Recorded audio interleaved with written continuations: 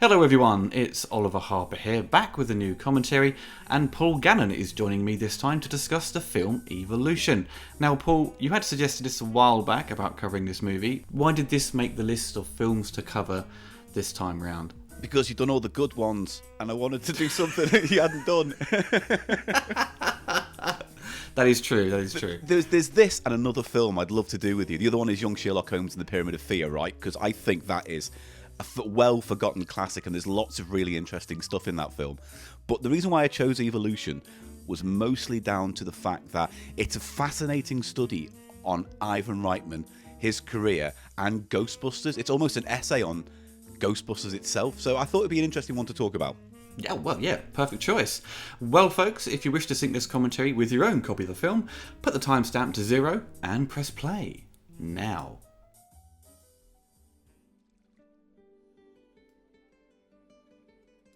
Now, Paul, did you see this at the cinema, or did you wait for it to come out on DVD? No, I remember going to I saw this in the cinema in America, funnily enough, because I was living out there at the time. Oh, wow. I thought I was the coolest dude in the world because I was seeing the new Ivan Reitman comedy. I saw it when it came out to DVD. I completely missed it in the cinema. I remember the advertising. I think it's one of those movies, with it being a Sony property, I think it was maybe given away with DVD players, because DVD players were sort of, this is 2000, probably late 2001. It came out on DVD, and so the advertising was sort of the marketing for this was, as you mentioned in the intro about the sort of Ghostbusters kind of relation to it, was the logo of the sort of face, and using that as its kind of marketing poster to capture what Ghostbusters did, and I suppose ironically what Batman did in '89. Yeah, I mean, there's a few films. I think we spoke about this in the commentary on Ghostbusters, but like a few films, you can just look at the logo and know exactly what it is and what you're getting. It's interesting that Ivan Reitman decided to do that, because it's such a I don't want to say cynical, but it seems like almost a desperate ploy to get attention. Because the thing about Ghostbusters is there was a study done a fair few years ago now by a New York arts design college that Michael C. Gross went to. Michael C. Gross was one of the guys who, was involved with National Lampoon magazine and designed the Ghostbusters logo. And they were going through all the work of the students who'd gone to that college, and Michael C. Gross was one of them, and his logo for Ghostbusters came out in like number 2 or number 3, his best piece of art and design from people who'd made their college. It was something random like that.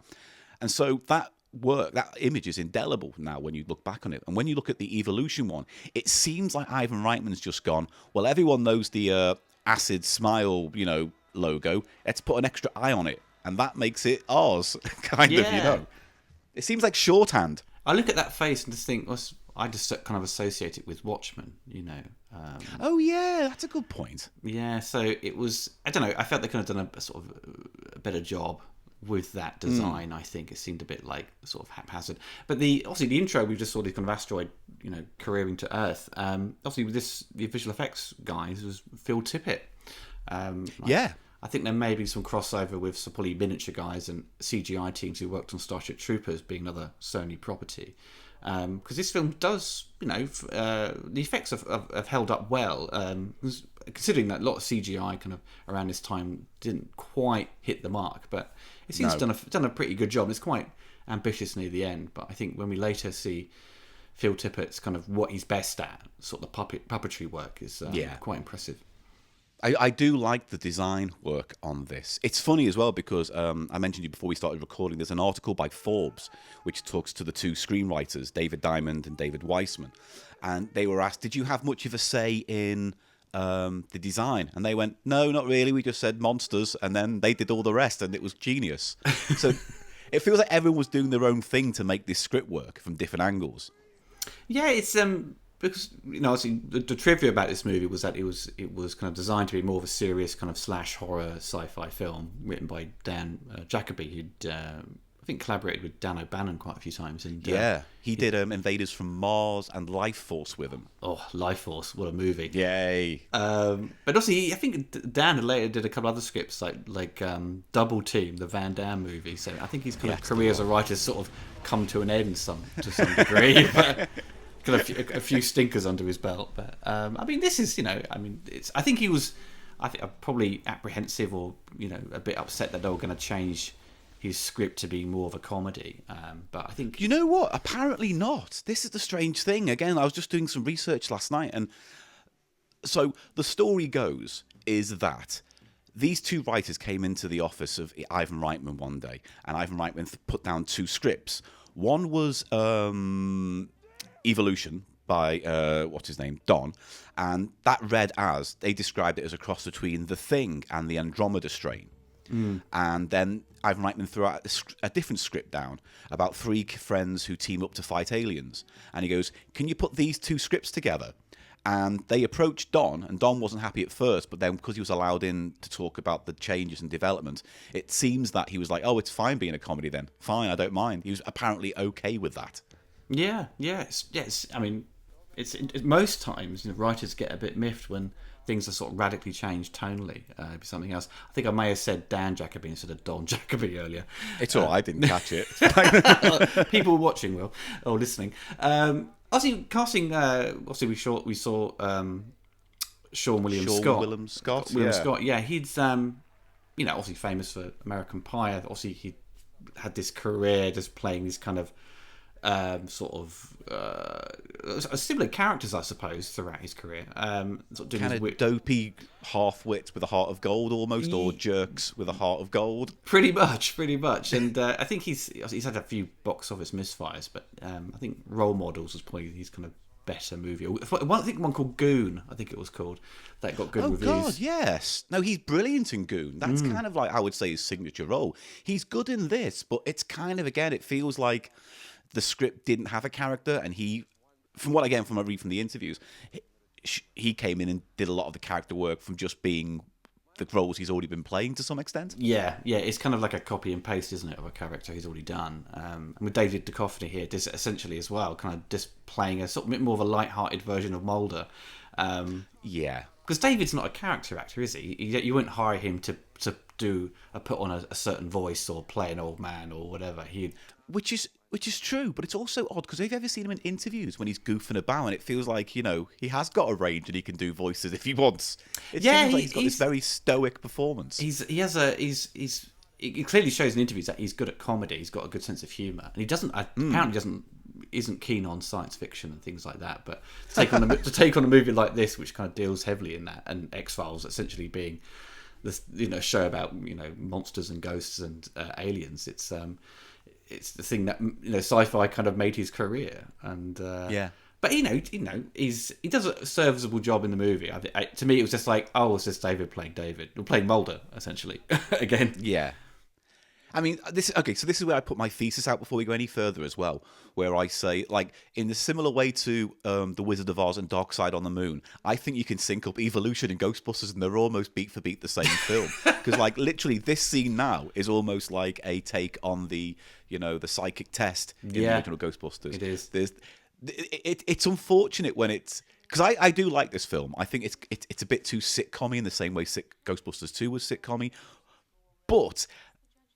because I'm a Ghostbusters nerd, when I have looked at this film, I've gone, that scene is that scene from Ghostbusters, and that scene is that scene, and it kind of all syncs up. Like, here's Ray coming in to stop the flirting. It's that kind of thing. Yep, it is. I don't think it syncs all together, though, Paul. I think when there's the clear moments in the script of Evolution where you think, okay, this is clearly just copy and pasting Ghostbusters, and you got the bit with the mayor as well, with Dan Aykroyd essentially playing the same mayor, from Ghostbusters. So there's other similar beats as well. As you were saying, the sort of sitcom-y thing, I think the photography is very much like it's shot like a comedy. And it's interesting because, again, the cinematographer on this is like, he's worked with Scorsese and all sorts. He's an incredible cameraman, really, really good. And he's just, I know this just kind of feels very much of its time, but also similar to what comedies were doing. And Ghostbusters 2, is so, with its photographic style, so different to the first one. And this number 2, Ghostbusters 2, felt like a comedy, like very much like Ivan Reitman was doing with Kindergarten Cop.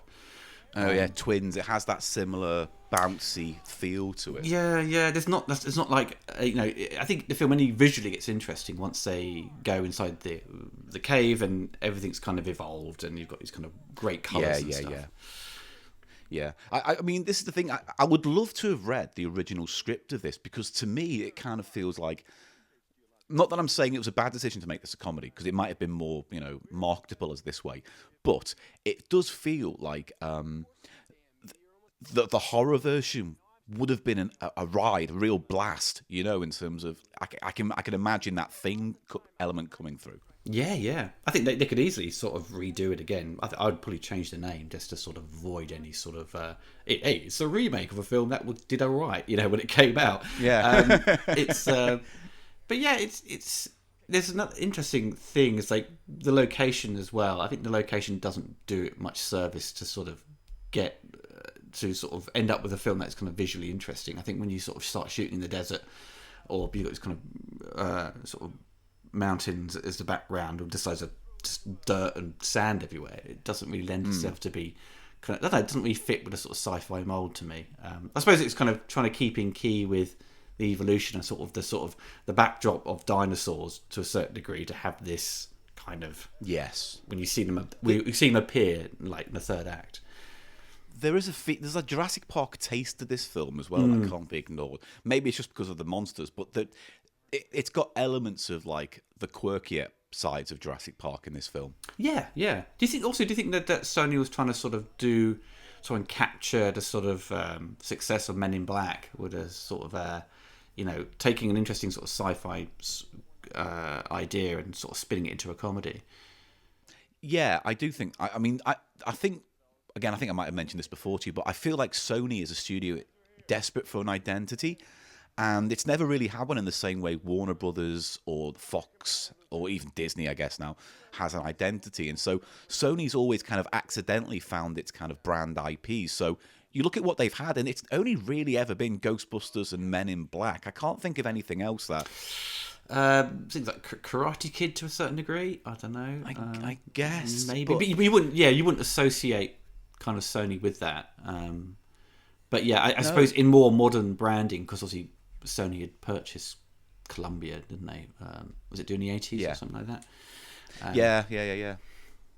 And the other thing of interest is that the writers of this did a film, I think it was for the Disney Channel, called The Minutemen, and they said it was like them ripping off Ghostbusters, but it was that script that got the attention of Ivan Reitman, and Ivan Reitman said, rewrite this script and make it more family friendly, because in Ivan's mind, he was going, I want to do a new Ghostbusters, a new IP that I can, shepherd into the world. And this was his big dream for it. And I think Ivan worked really hard with the writers to achieve his vision story-wise. And I think maybe that's why there's so many echoes of Ghostbusters in this, because I think maybe they tried too hard at sometimes to capture what made that film work, which was, the old phrase of lightning in the bottle. And this one has enough good ideas on its own that it kind of feels weird when it leans into the Ghostbusters stuff. Yeah, it does. And also, because Ghostbusters had this sort of the novelty of having three guys who are really good at comedy as sort of as the leads, where I think with this film, you've got Orlando Jones who's really trying his best to sort of amp up the comedy, probably maybe even ad-libbing on set, but he's the funniest person in it. Where David, clearly he brings the energy that David really doesn't have, yeah, and that's no fault of his. That's just who David is. He doesn't really have fireworks going off when he performs. No, it doesn't. He's always like he's had like just had a joint before shooting, so he's a bit he's always mellow, isn't he? He's always mellow. Yeah, and it's interesting how that's kind of been... He's like almost like Sean Connery, where like Sean Connery could be a Russian, Indiana Jones' dad, he could be a spy, but he's always still Sean Connery. It's never really a character. No, exactly. And the other thing that Ivan Reitman said in a making of was that he really loved the comedy energy, because he was saying Orlando Jones was all a rippity-bibbity-bibbity-bib, and David Duchovny was more laid back. And whilst I can see what he was getting at on set, I don't know if that translates to the movie, because it feels like it's more elastic. There's a push and pull to the comedy energy within scenes. Well, yeah, it's kind of a sort of the Bill Murray approach, isn't it, with David, where he's playing it sort of straight, but there's a certain dryness and wit to Bill Murray that David doesn't have. Well, not saying as a person, but I think just down on screen with his sort of delivery of these lines. Yeah, and again, I really love this concept, and I think it stands on its own. It's only when it gets to Ghostbusters do I feel personally it kind of lets itself down. But I loved the idea of, you know, this evolution idea of monsters growing and this kind of hemisphere that they find underground of this life growing and exploring. I loved all that. I guess I would have loved to have seen more of that, I guess, or more the horror elements. Yeah, definitely. There is a sort of you do feel somewhat shortchanged when they sort of when they go down into the cave where the asteroid's kind of landed, and everything's kind of evolved, but you spend kind of a short amount of time there. Maybe things were deleted to sort of keep the pace up, but maybe there was a whole ending that was shot or partly shot and then dropped because it wasn't apparently exciting enough. Oh right. But we can get to that when we get to that. Yeah, we need to have Orlando Jones go up an alien's bum, basically. Yeah. That's what we need. You know? There is a lot of jokes about arses in this film, maybe too many. I think there's at least 4 standout arse set pieces, which I don't know is a great thing. Also, Orlando Jones was, around this time, best known for the 7-Up commercials, because he'd said he'd done a bunch of movies, and suddenly they wanted to do this commercial, and he was like, well, this may be taking a step back in my career. And he did it, but he had free reign to sort of throw in as a comedy, and 7-Up were like, yeah, great, do it, and made the adverts or commercials a success. I think at the time, most people, maybe some of the movies he'd been in, people weren't that fully aware of, but I think being in a commercial, you're going to get seen everywhere. I don't think maybe those ads played over here, I'm not sure, but I don't remember them, but yeah. I do remember his association with the brand. What I didn't know was that he was part of Mad TV for a while. I was surprised by that because I thought I knew quite a lot about Mad TV, but apparently I'm a liar to myself. Huh. But he's mostly in like TV shows now. But I often think to myself, where's he been? And then suddenly you see a movie and go, oh, he was in that. Oh, he was doing a voice in like Halo 2 or something. It's yeah. He's in Harold Ramis's Bedazzled, and was it Office Space he was in as well? That's right, because he comes around trying to sell magazine subscriptions, doesn't he? Yes. That is good. Yeah, that's a great performance. So it's nice that I think this is a nice standout role for him. In fact, if anything, you can take away from this that it's kind of like the Orlando Jones show. Yeah, pretty much. Yeah. There's often it's a bit like, because David's trying to play it somewhat straight, where Orlando Jones is very much just up to 11 in a number of scenes, where he's often appearing sort of too much like a comic book character to a certain degree. Not in terms of like a superhero, but sort of, something from like a wacky comic. Well, that's what I think the issue with the film is the tone. I think overall is probably the problem with it, because it's so elastic bandy at times. Yeah, it's hard to kind of have a scene of threat where your characters are in jeopardy, but then there's a fart gag around the corner, or there's a weird ad lib about.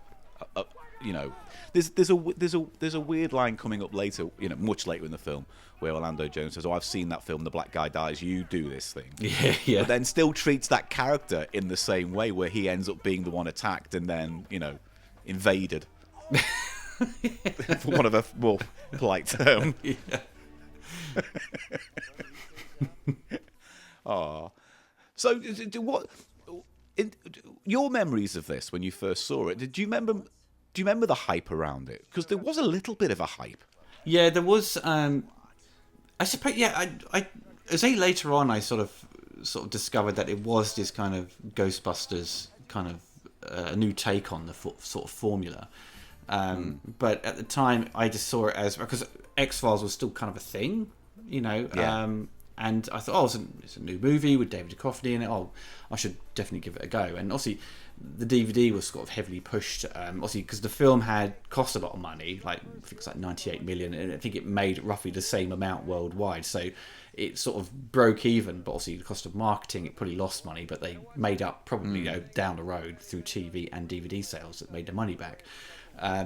So it was, it was advertised quite heavily on TV. But I watched it and I enjoyed it, but I never felt really compelled to go back to it that much. But I think it was based on memory. I thought, some of the jokes were kind of misfires, which we'll get to throughout. Yeah. And I had some friends who were intrigued to see it. They just sort of saw the, as we're talking about, the logo, and thought, what is this movie? But they didn't really understand what it was, so they just kind of avoided it. I think that's down to its marketing as well. And if you look at the posters for the movie, it's a bit like, what is this, sort of design? I don't think they knew how to market it that well, and that's probably a result of its kind of less than stellar box office. It's funny though, because I think you're right. I think that logo, the three-eyed yellow happy face sign, I kind of understand what Ivan was going for, but like, it's not even a thing that's in the film until like the last 2 seconds. Yeah. It doesn't even thematically make a lot of sense unless, because I think there wasn't the poster kind of like "Have a nice day" or "The world's ending" or something like that. Yeah, it was kind of like that's a right. spin on the Ghostbusters coming to save the world, but weirdly trying to make the logo work. The logo was an afterthought, I think. It's very much sort of tacked on right at the last minute, sort of, because it features at the end as it flies towards camera or something like that. There's no sort of like, I suppose that it would be a bit on the nose if the logo was part of, I don't know, some sort of thing they're designed to be this kind of team. Yeah. I mean, I think that comes back to what happens later on when they, again, forge this team to take on the enemies at the end, and it's like, the crowd's cheering them, and I'm like, what? Why? They're just 4 blokes who steal a fire truck, and it's like, I don't know why people know who they are. It's weird. Where, again, it could have been a lot. I don't want to like say it should have been this and it should have been that, but I'm just surprised how broadly they play it at times. Yeah. It could have just been called Head and Shoulders the movie, Oh yeah, it would have been more on point, wouldn't it? So yeah, we'll get to that bit. That's a weird whole thing. So yeah, but this like, again, you'd think this should be lit darker. This should have more menace or more contrast. Up the fact that it's, But again, the cinematographer, I've just lost the name, but Michael he was Chapman. saying, when he does, thank you. He was saying when he lights his films, he likes to have more light in comedy. He likes to bring out the colours, and so like, apparently when he works on comedy films, there are more bright and vibrant colours, and more kind of they not so much jar, but they pop from the background. And I think that works if it's a broad comedy. But I think here they're trying to do something with jeopardy, something with risk, and you'd think because that set looks fake. I'm sorry. It's like when you look at it with the lighting that is, it does look like a set. Yeah, he does. I mean, because Chapman, the DP, he, as you said earlier, worked with Scorsese, shooting Taxi Driver. He shot also Invasion of the Body Snatchers, a '78 version, where he really tries to capture the film noir look of the 50s one. And then during this sort of period when he starts working with Ivan Reitman, come Ghostbusters 2, and then on to Kindergarten Cop, this sort of the style kind of changes, and he does things like Space Jam and The Fugitive. So The Fugitive's got some interesting stuff in it, but there is a sort of similar vibe with how the people look, skin tones and the lighting style, and it just needed like more inky blacks, more kind of just something visually popping out of it, where it feels more like a straight sort of. It's got the colour there, but I don't know. It feels a bit like TV in that regard. Yeah. I think this is a problem with films of this budget around this time, where they seem to be overly lit, quite flat in terms of the depth and the image and things like that, and they also seem to be, I don't know, not filmed for the big screen, because this, as I'm watching it now, kind of looks like I'm watching an episode of Buffy. Yeah, it does. It's that 1:85 aspect ratio where they didn't. I suppose because Ivan Reitman, I suppose if he was, trying to sort of continue with the Ghostbusters style, he'd shoot in proper widescreen CinemaScope, 235 I think to this 1. would have benefited hugely from that, actually. Yeah. And I've said this before. I feel like Ghostbusters is a visual anomaly in the career of Ivan Reitman, because it's the only film of his that. This is going to sound so condescending, and I don't really mean it to be, but it's the only film he does that looks like a movie, that looks like a classic film, and everything else he does doesn't seem to have that rich tapestry of detail. Because in Ghostbusters, there are a lot of really interesting shots he does. There's one, right towards the end where the building's collapsing or whatever, and then the camera pushes in from a low angle towards the Ghostbuster, and it's quite a beautiful, epic shot, as it zooms in. It's like, where did that come from? Because there's no hint of that in Stripes and Cannibal Girls, and there's no hint of that in Twins and Junior. So It's maybe down to cinematographer Laszlo, is it Kovacs, who did the Yes. 84 movie, where he's an incredible cameraman and brings a lot of that sort of smoky look to the film, and it's so much depth to the image, and it's like he captures. I think we said we covered the Ghostbusters film for 2016, where the first two really captured the spirit of New York. And and the first one in particular, and that interesting visual style. Also, you got a complete different location with Evolution, but there's some of that sort of visual flair is completely lost, and it may be down to a result of Michael Chapman sort of just changing his style, or not. I don't know, not being pushed enough by Reitman to do something visually interesting, or maybe they're just sort of comfortable with how this looks, and it's going for a comedy, and this is the style you shoot when you do a comedy. I think that's largely it. I think Ivan Reitman. This is the thing. I think he's a brilliant comedy director, and I think when he's working in more sitcom-y worlds, I think his timing, his framing, he gets the best out of his actors. That all shines.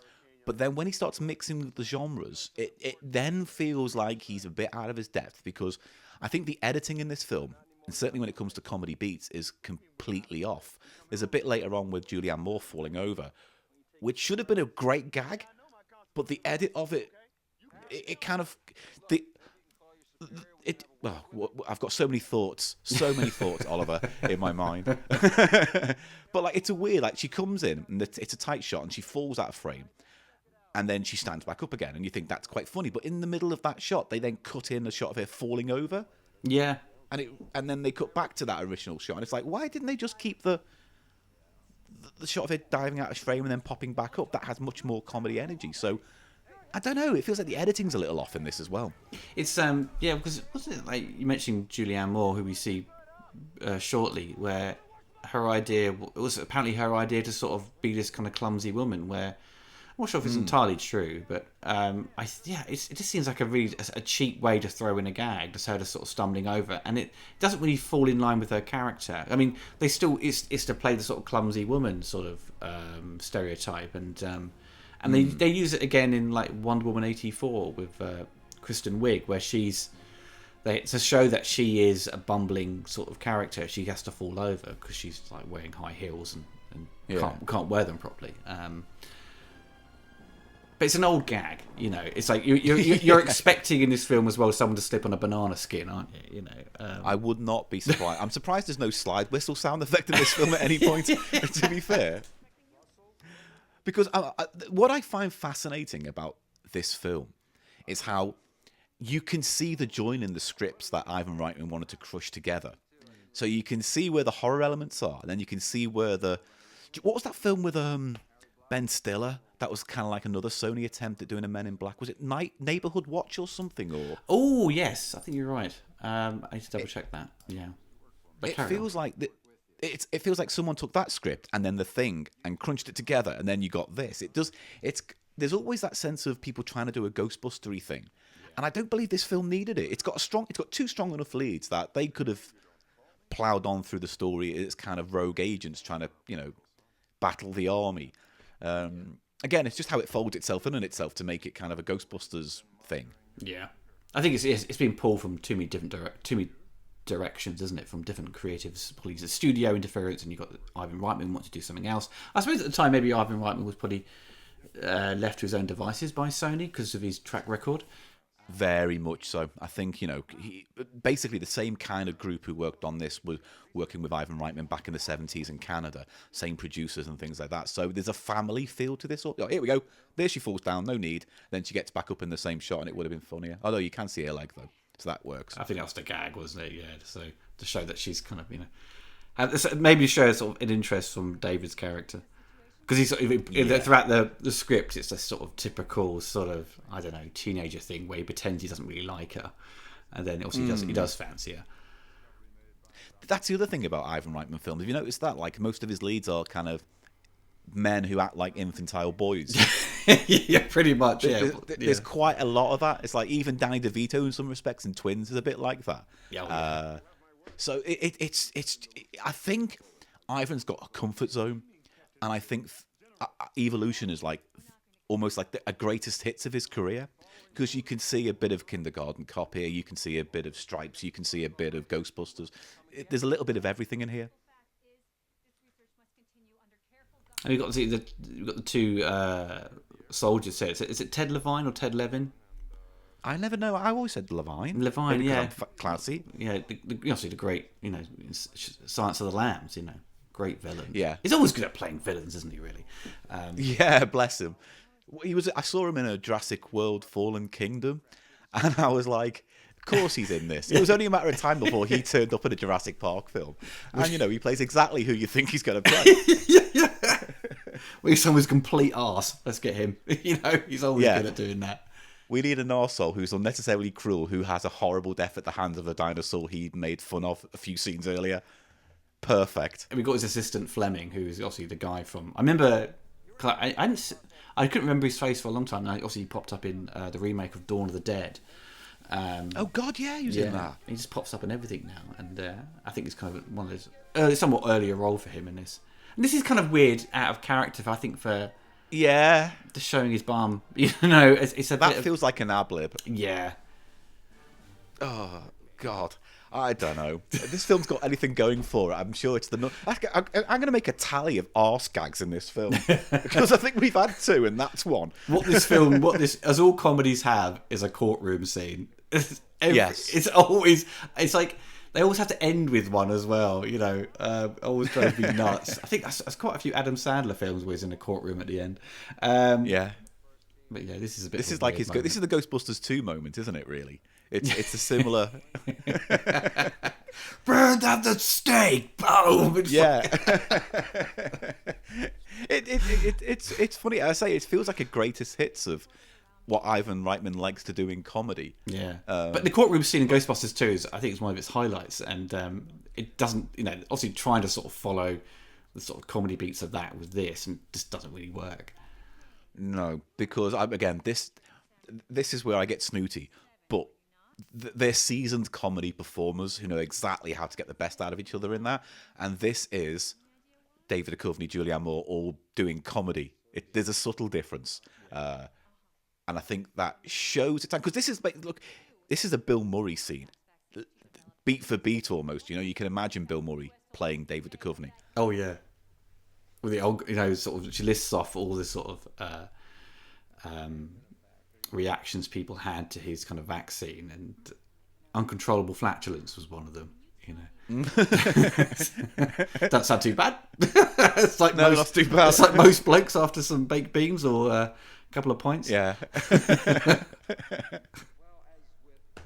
It's just, it's fascinating so far. It's like, how far are we into this film now? About half an hour, and there's still been no kind of insightful horror incident like you would have had at the beginning of Tremors. You know what I mean? You need these sort of movies. I think always need a sort of rely on their opening act to sort of set things up. And it's like disaster movies. Often the best part of a disaster movie is the build-up. I always love the sort of build-up. And it's the same with things like Body Snatchers, which I'm currently sort of doing a review on. But it is the it's the build-up of that, and seeing what's in the background, and what's kind of when it's all going to explode essentially. And this doesn't quite have that. It's already had little elements of that, where you see the sort of the bugs where kind of Sean's character is finding these like worms and stuff, and we saw it's kind of we saw the little moments where it's evolved, but it wasn't.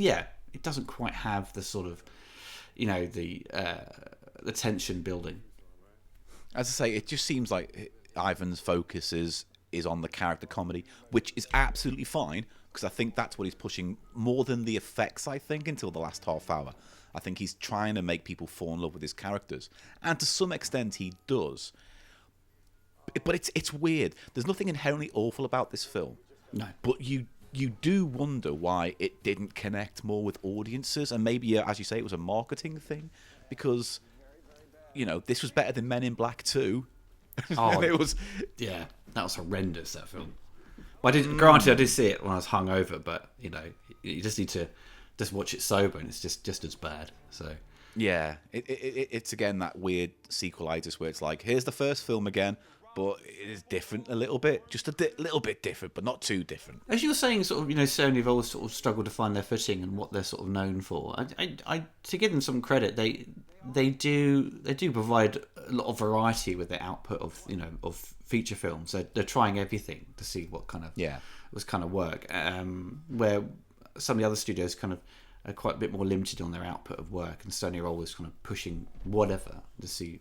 I think Sony, if anything, are known for their comedies. I think if they've had successes that have taken up the slack of their more arty things, then they've luckily had Will Ferrell and and Adam Sandler making films for them in the past, which has always been good. So I think they've been known for their comedies and lately their animated features. But I think because I think obviously 2000's a different landscape in terms of Hollywood than it is now, because back then it was just sequels. There was no such things as universes and and worlds and Harry Potter and Star Wars. It was all that stuff came within the last decade or so. So Sony weren't looking at cinema in the same way. So when cinema changed around them, all of a sudden they were like, well, you can go to Universal theme parks and see Jurassic Park and T2 and Transformers, and what have we got? Ghostbusters, which we haven't done anything with in 20 odd years. Yeah. Men in Black, which we could sell. Yeah. And then that's it. So I think they're now looking at what's going on with like Netflix and Disney Plus and all those kind of things. And I wonder if they're struggling to find a place in that market. Because they lost Bond as well, didn't they? They lost Bond to Amazon. Yeah. Well, they weren't really kind of... no, it's Universal have got Bond now, haven't they? Oh, I don't know. I thought it was Amazon just paid for it all. Well, it was a deal with MGM, wasn't it? So Sony and MGM are working together with the Bond distribution and the finances. Yeah. And now it went because Sony weren't really making much money out of that because MGM taking a larger cut. So they've gone. Yeah. I think Universal have now got the current Bond, but things may change with Amazon involved. But yes, as you were saying, yes, you dropped her stuff there. The with the look of the film, though, this moment here really encapsulates its kind of the letdown, its photography. It does feel very like, we add some hazard tape, make it feel like, it's like a government building. So James Cameron loves his hazard tapes all over Aliens. Yeah. But with this feels like it's like you're watching something from a TV show, like the Sci-Fi Channel or something. It's strange. The difference lighting would make to just this scene. Yeah. Would work amazingly because, as I say, it feels like it's lacking a vision outside of the basics to get a film made. Yeah. And I will say Ivan Reitman definitely had a vision for Ghostbusters. But again, Ghostbusters is a very specific circumstance of how that film got together, and I wonder if Ivan Reitman even knew what he was doing during the making of that film. Well, yeah, it's maybe the benefit of having great creative people around you, and when you swap people around and things don't look quite as good. And I don't think Ivan Reitman's ever been known for being a visualist. He's never. You don't look at it and go, that's an Ivan Reitman film. You kind True. of. It's not like the case where you look at a Tim Burton film. You go, that's Tim Burton. So I think it's Ghostbusters will always be the movie. His best looking movie. Easily. But as I say, it's like he knows what he's doing. I would never say this is ridiculous, but I would never say he was a bad director or a bad comedy director. No. But I think it's interesting to see where his limits are, and I think his limits are where he has to hand over responsibility of a scene to his special effects crew or to his editor, and I think that's kind of where he loses things sometimes because there's two editors on this. And one of them has worked with Ivan Reitman on many, many projects, including Ghostbusters. Was that Sheldon? One of them was Sheldon Kahn. Yeah. And then the other, which I can't remember the name of right now, just kind of an editor for hire across the back. So I wonder whether the comedy scenes were edited by Sheldon. No, what did you say? Sorry, it's Sheldon Kahn. Yeah, it's all right. I would doubt it because I'm thinking, am I thinking of Big Bang Theory now? Am I getting confused? Have I just associated the name with the wrong face? I wonder if that editor worked on the comedy scenes and then the special effects were kind of handed off to another editor to get the pacing of that. Maybe because you have generally with two editors, obviously they're sharing the work, or either one's kind of edited it and then someone will come into another pass at it to sort of either as a studio mandate after screen testings perhaps and said, look, this comedy needs punching up, or the action just isn't quite as good, and we need to sort of cut things down. And then when you have a conflict of trying to provide something that's kind of flashy entertainment and action, the comedy has to be somewhat sacrificed in that regard, because the timings ends up shifting, as you highlighted with the simple things of Julianne Moore tripping over, and the gag doesn't quite work. Again, this is a scene where the set looks much worse than it needed to be, because if you just hid it a little bit, it wouldn't look like they just walked onto the Avatar set at Disneyland. Yeah, what it needs is some neon lights in the background or something. There's another bum gag. It just it is. Yeah, that's two bum gags, because he makes a sexual reference and then there's a flatulent reference, and they're two very separate references. And we saw David's bum as well. Yeah, it's arse heavy. I told you this film is arse heavy. And you know what as well? Because obviously the scene is coming up soon, which the writers are very, very proud of. Ivan Reitman said it was the funniest thing he'd ever read when he read that part of the script. I worry about that statement. But the article in Forbes asked the two writers, because I think the article was written in 2019, and the writer was stating that this film is a lost classic and everyone should love it, and I'm going to speak to the two writers. And the overall tone the two writers seem to have is, oh, it's just great. We got to work with Ivan Reitman, and we did everything he said, and I don't really remember too much about what the filming was like, and I don't remember being on set, and I don't remember where that idea came from, and I don't remember that, and I don't remember those either, and I don't know what David Duchovny was like. But the arse scene, we were there on the day. And I'm just thinking, oh, God. They went on to write Old Dogs, the old... yes. Tim Allen. Yeah. So I think that's more their wheelhouse. Yeah, definitely. It's weird seeing some of these things, the set design, because it feels like when you watch Honey, I Shrunk the Kids, and then everything's kind of ginormous and large for these actors, but it seems like the same kind of, they've made stuff out of the same material, Yeah. Yeah. I think you're right about the improv, though, because it feels like, in the same way Paul Feig has an issue with maybe letting his actors do a bit too much off their own back. Yeah. I think this is the same. I think Ivan Reitman obviously just went, these are funny, talented people. Let's just see what they do. And I think that shows when you see little scenes where characters do things in the background or offhand moments to finish a scene that feel like that was one of 5 takes, and Ivan Reitman found that funnier on the day in editing suite. Yeah, it feels a bit like that. Like all this I'll be honest, I never liked this scene because it was way too broad, and instantly, the threat of everything is dissipated. Yeah. Because if this was a proper horror film and the bug crawled into him, it would be terrifying. You'd hate that. Oh God, yeah. It's gone. Essentially now it's got to pull it out of his bum. So it's the bing, another bum gag. Which is, it's kind of, Orlando Jones does his best with it, and he is funny, but it's as you say, kind of too broad, and it somewhat feels out of sort of a teen comedy sort of scenario, where it could have easily been something really horrible and grotesque, but then that would have been perhaps an idea in the original script where you can push the horror and it'd be like something out The Thing, kind of body horror moment.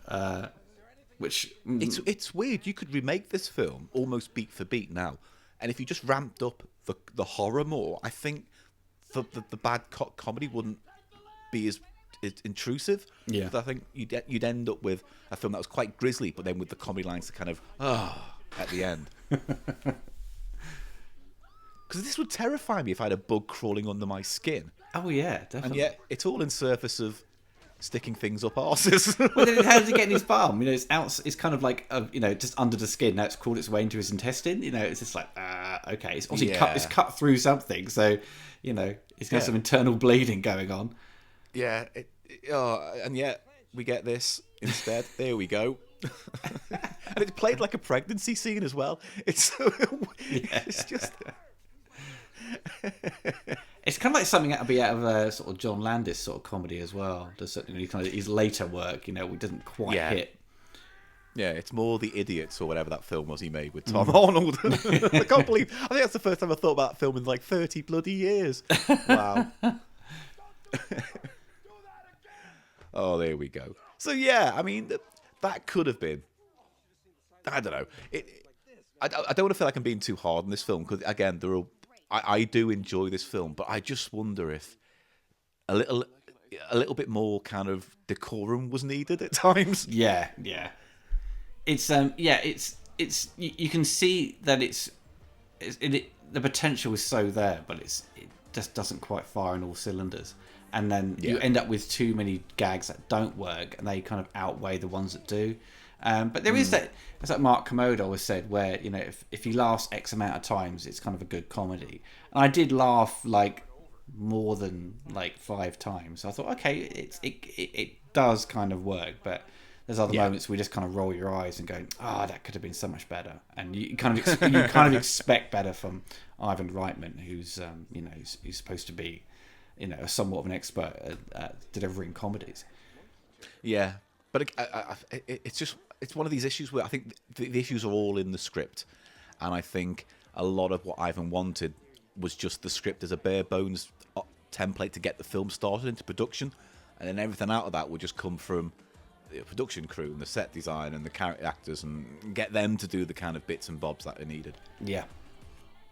He will always be the evil president in 24 to me now, by the way. I can never remember the actor's name.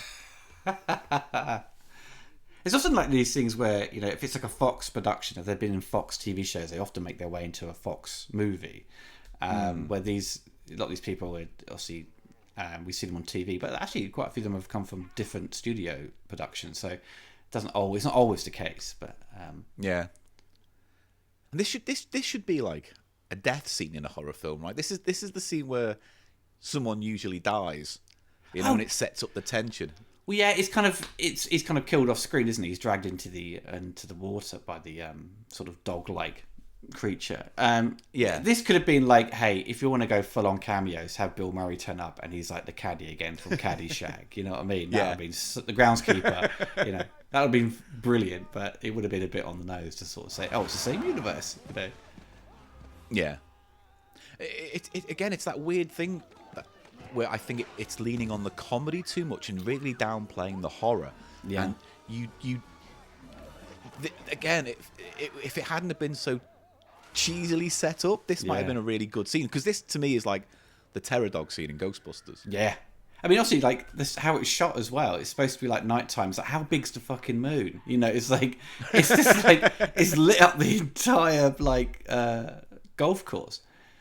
Yeah, and the thing is, remember in Ghostbusters is that the scene where Lewis is being chased through Central Park, and I remember as a kid being terrified by that scene, not because I thought it was particularly scary, but the bit where Lewis is banging on the glass and no one gives a shit, and then he dies, and people just watching, and he slides down. Like, that to me is so effective because it gets the tone exactly right. It's terrifying, and then you get the relief of the people in the restaurant just going back to their meal, and that's humorous because it says a lot about New York. It says a lot about the social elite, everything going on. Because it could be seen as like, seeing him, Rick Moranis, another sort of drunken slob just running around New York, spouting nonsense. And then he's kind of taken off, and you kind of see they don't see the monster. You just as the audience do, you just kind of see him just sort of slump down, in the background. Yeah. Never really figured out what happened next. So what, did the terror dog enter him? Yeah, it must do. Yeah, it sort of spiritually transforms into him, But that's all. That's all just like hearsay, isn't it? You don't.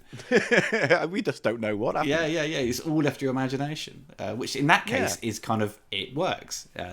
Yeah, because you don't know what's happened to him, and for all intents and purposes, you think he's dead, and that's why that scene has weight. Yeah, exactly. I guess that's the problem. There's no weight to this too much. It's just like, let's have a romp with freaky monsters. And I kind of wonder if he made that film now, or if anyone made this film now, whether it would be... Do you know, like, there's a trend now where we're kind of doing retro 80s horror, where like the gore is dialed up and then the extreme horror is dialed up, and it kind of works in some films better than others. But, for one of a very bad example, but like, was it Wally's Wonderland with Nicolas Cage? Yeah. Not the greatest film, but if you could imagine maybe Evolution being made like that now, I guess. Yeah, for sure. I don't know whether that's better, but it would be more of a ride, I guess. Yeah, I think what they should have done with this was go out, shoot it like a science fiction movie, where you've got the far more sort of stronger visual elements, but then play it as a comedy, where this has gone out with the idea of like, let's shoot like a comedy and have the other elements kind of thrown in, and it doesn't work that way for me. You have to sort of just flip it on its head and have the sort of the comedy just come out of the characters and their interactions, and not how it's kind of shot and with its camera movements, because it's just like it's very like with its coverage as well. There's nothing visually interesting with its camera setups. It's just kind of, it's still played out like in a couple of masters and going in for a close-ups. Yeah, it feels like a multi-camera TV setup in that respect. You know? Yeah. It feels like, because maybe that's the thing, is like Ivan Reitman's efficient, and that's how he shoots all his films, and that's perfectly fine. But you are left at certain points wishing that it had a bit more visual kind of cues to it. Yeah, and that's the thing. So it had an identity. Yeah, and that's the thing with Ghostbusters 2, where you've got like, especially when they go and visit like Dana's apartment, it's so kind of blandly kind of covered and shot, and it's just like, it's also inherent with the production design as well, where it's not as interesting as her apartment in the first one. But I mean, In the that world was a of weird beige, situation where they were, you know.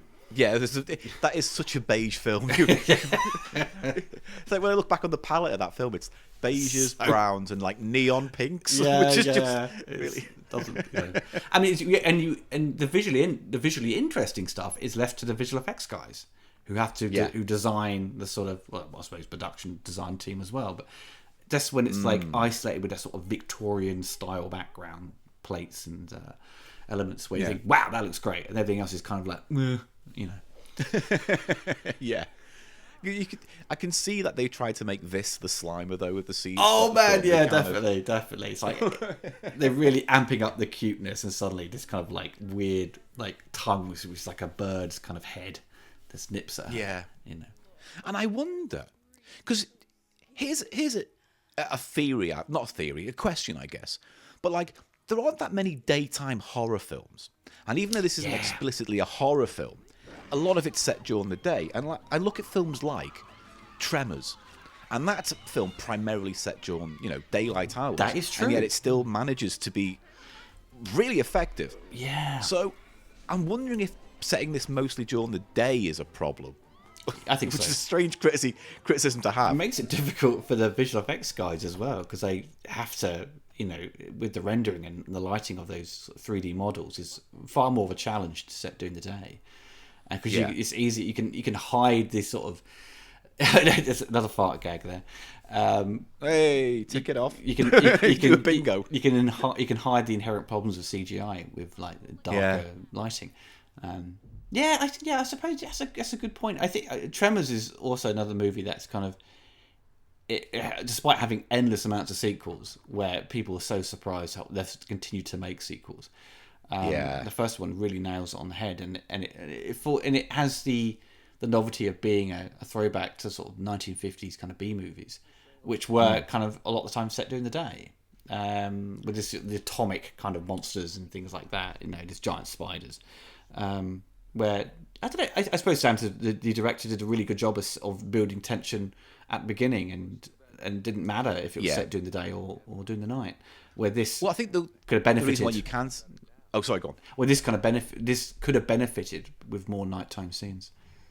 Yeah, because I think why Tremors works during the day is because what you don't see is under the ground, and so that makes all that space they have in the film redundant on purpose, because like you can't feel safe. If you can see an alien coming towards you or a monster running towards you, that's one thing. But if you're in the middle of nowhere and the beast's beneath you, that's the threat. That's why that film does work during the day, because the threat is always in shadow, I guess. Yeah, spot on. Yeah.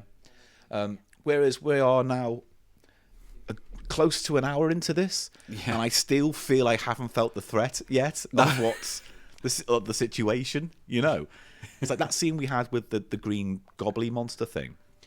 I thought that was going to be part of a montage where you see other things happening around the town at the same time. Definitely, that would have been a great moment to sort of show these other monsters, other people getting attacked, but you also show the authorities aren't listening or paying attention to what's going on, and you can have all this chaos going on in the background where the lead characters are just kind of blissfully unaware till shit hits the fan. Yeah. you know.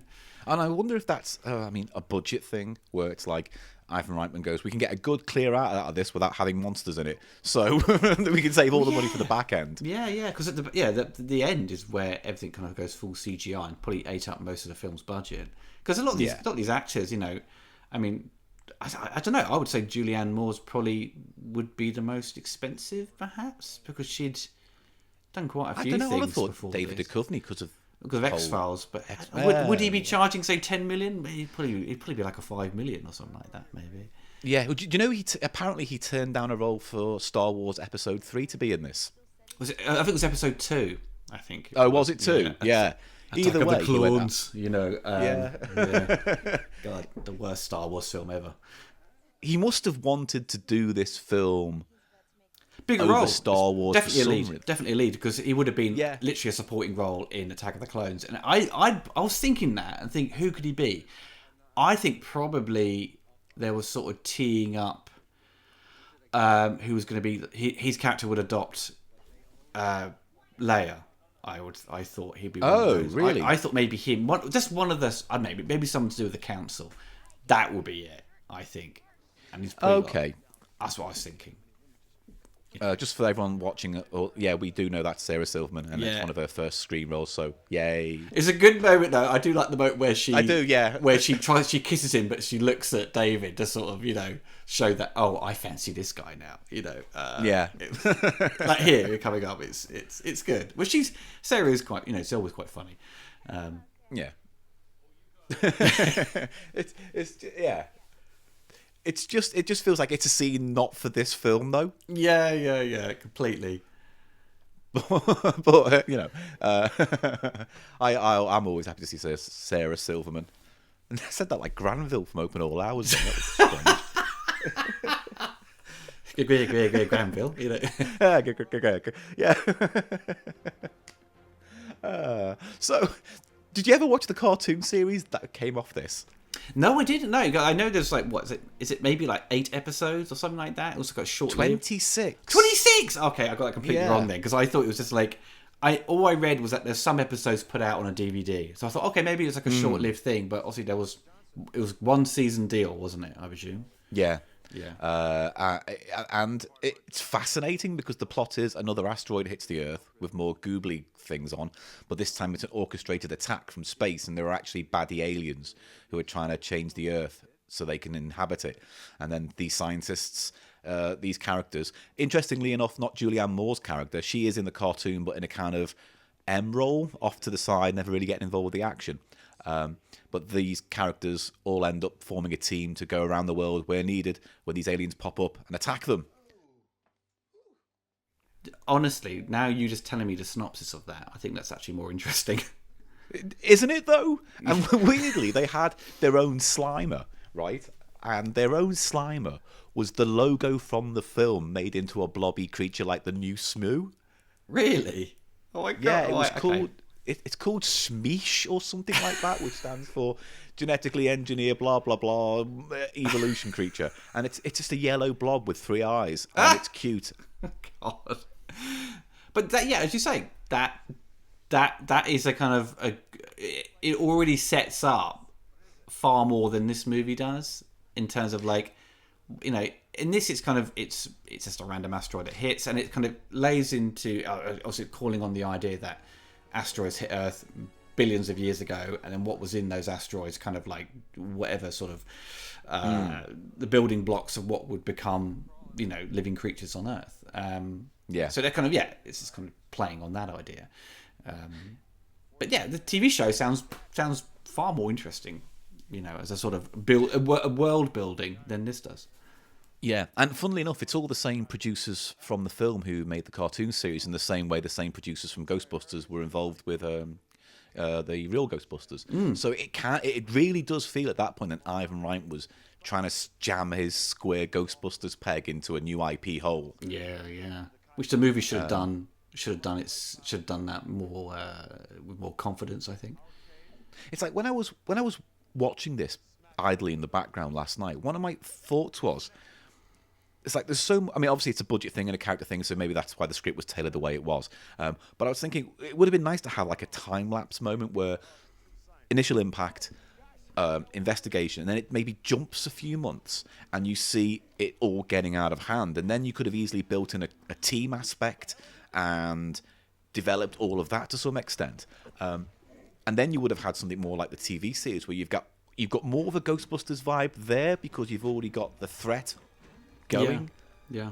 So I don't know. So it's easy to look back and go coulda, woulda, shoulda, but then also Ghostbusters has a weird sort of timeline as well, where things kind of happen relatively quickly. So you're not really clear on how much time has passed. Like no, with them sort of, Ray getting out multiple mortgages, whatever, and then suddenly they're buying this thing, and then they've got like all this gear. When did he make that? Yeah. When did they buy those arcade machines in the background? It's like, yeah, they spent all the money in the kitty, Exactly. They can't eat but they've got a bloody centipede machine or whatever it bloody is in the background. You just think that's a Venkman purchase, definitely. Blatantly, yeah. But it would have been interesting to see more sort of time between once they've made the discovery until things have evolved. But then the idea of the film is that they're evolving super quick. So yeah, I don't know. If you're going to sort of play on the idea that it's a kind of a world disaster, then that's such a bigger story, isn't it?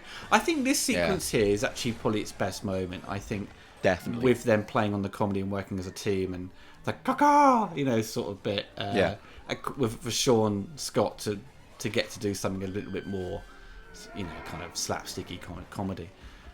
Yeah, this is my Ghostbusters Slimer Sedgwick Hotel sequence. This is the movie's version of that, which is great, but it just comes 1 hour into the movie. Yeah, I know. Yeah, exactly. And I think that's it. This kind of needed to be shunted a good 25 minutes earlier into the movie somehow. Definitely, mate. Definitely, yeah. Yeah. It's just like an origin story of a superhero. When you see the superhero an hour into the movie, you go, oh, right, okay, now we're going to see, something happen. Ivan Reitman loves his origin stories because I think an origin story allows him to play with the characters. I honestly don't think he's that interested in the tech side and the science fiction side or the horror side. I think he loves building worlds with characters he likes to hang out with. Unfortunately, depending on the genre, that's going to be a hindrance. And I think this film needed a bigger set piece earlier in the film. It needed to sort of like first 20 minutes to introduce the characters. And then, boom, you want something big to happen. Yeah. I feel like I'm being overly harsh on this film, and I don't necessarily mean to be, but I just see all this potential. yeah, definitely. Because you've got a great idea here that hasn't been executed with, as well as it should. And it probably needed maybe a studio exec to say, hey, look, you're going to need something more explosive earlier on, where you've kind of left it to an hour in, and then you're kind of you're falling into the third act. Pretty much, yeah. At this point, it all just barrels along to the finale now, and it just feels like, whoa, where was this team building earlier in the film? Well, it could have made up for it if it had a montage, as you suggested earlier, and that would have sort of maybe somewhat had this scene earlier, and then you had the montage. Which is like Ghostbusters, where you got the Slimer and then the montage. Because that whole scene with the four ladies and the weird Slimer monster is just so dropped in. Could you re-edit this movie? Just have this scene earlier. It does. You could. Yeah, Please don't ask for a Reitman cut of Evolution. we can't just allow directors to go and meddle with films they're not happy with all the time. It's not a great idea. It's the extra big ass cut, just more ass. Yeah, that's what they'll call it. Ivan Reitman in an interview, I was watching this film and I thought one of the things that it was really lacking was more arse humour. So I've CGI'd an arse into this shot. Every shot is a bum, Yeah, and it's 3 hours long. Oh my god. But this is a fun scene, and you can tell Reitman's trying to capture that Ghostbusters vibe right now with the way they're running around with the guns and things like that. It's all like very kind of military almost. Yeah.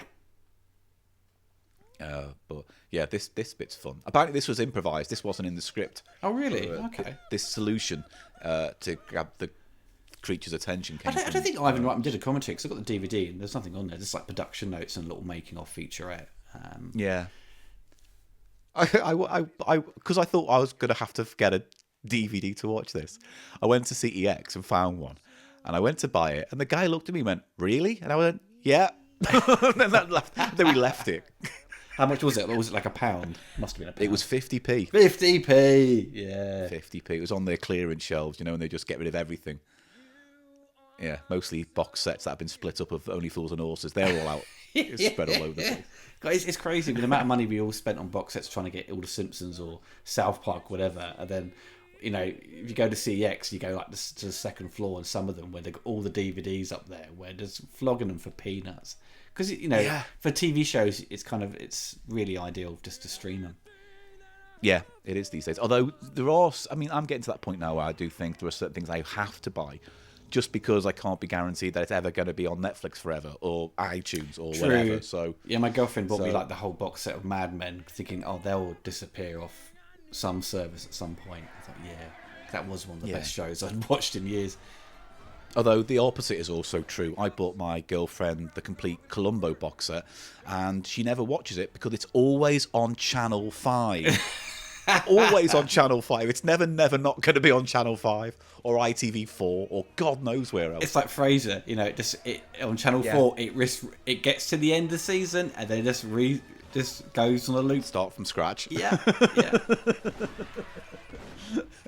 It's like, can you put up with adverts? You know what I mean? So if you've got Columbo on DVD, it's probably a better picture as well. So yeah, just a little bit. See, that was a great little shot, by the way. The one where the bird flies up in front of David Duchovny, and that was like one of the few cool shots I remember from the film. Definitely trailer fodder, isn't it? Yeah, definitely trailer fodder, and that's fine. I just wish she'd put more trailer fodder in. Yeah, this is a good moment here. This is a cool shot, supposed to be, isn't it? And the gag is it moves. Shit. All the guns have tags on as well, which I thought was cute. Because there's I can't remember who said this now, but it's like, how many shopping malls in America sell guns? Because apparently that's not really a thing. Oh right. Yeah, but every time you see a film, there's always like one store that sells guns. Apparently, I don't know. Is this supposed to be? This is Texas state, isn't it, or is it? No, this is California. California. This is setting. Oh, okay. Yeah. I don't know. I don't remember ever going to a mall and seeing a shotgun shop, but that's just me. And now they're singing funky music, White Boy, which is an odd choice. This is supposed to be their kind of montage, isn't it? But it's not. It's just like, them celebrating they've actually defeated the monster, Yeah, they're just sitting in a car. It's also, it falls in. Yeah, it's the sort of the then comedies was to have this kind of licensed song where they sort of mime to it, Yeah, those needle drops. But back in the day, needle drops were few and far between and usually had more of an impact. These days, wasn't Suicide Squad mostly needle drops? Oh, God, it just felt like that. Let's turn this trailer that was really successful into a movie. Yeah. Let's copy that trailer and have it be a 2-hour film. And it worked, because for all one of the worst films I saw, I think. I really wanted to walk out of that film. But so weirdly, some of my friends loved it, and one of my friends said it was one of his favourite movies. I was like, yeah. I thought, are you insane? What are you on? Are you on some drugs? Can I have them? I mean, look, fair play, because I still fly the flag for Howard the Duck, because I remember loving that film. Oh, God, so does Mark Commode. He flies the flag for that stinker. Bloody Nora. Dan Aykroyd. Hey. I wonder if this was a favour. Oh, clearly. Let's get a cameo in, And I know it's always good seeing Dan, because he often just plays this sort of, fast talking guy, doesn't he? Dan Aykroyd gave me my love of comedy. He really did, because Dan Aykroyd showed me that comedy doesn't always have to be, visual. It can be verbal and it can be poetic, because Dan Aykroyd's got this beautiful rhythm to his writing where he knows how to do, I don't want to say list material, but he knows how to rattle off a lot of garbage and make it sound like comedy poetry. Definitely. And that's what I love about his writing. It's very apparent in Ghostbusters, obviously. But even when you look at Blues Brothers, it's like the script to that has moments of rat-a-tat energy that just flows. It's just brilliantly... He knows how to choose his words. And I think that's what I love most about his writing. And I think that's what I took to my own writing when I started doing it when I was, getting to the point where I thought I could do comedy. That was wrong. Well, Dan Aykroyd's appeared in a lot of stinkers, but I'll never sort of, feel bad for him because he's always delivered in the past, and I'll never, even if it's a bad performance, I'm like, I always forgive him because it's Dan Aykroyd. I don't care. Even though he's a bit loopy. He's a bit loopy with the whole, UFOs and crystal skull stuff. Yeah. I mean, I kind of love that about him, is that he's unashamedly Dan Aykroyd. Yeah. And he doesn't come across as a knob.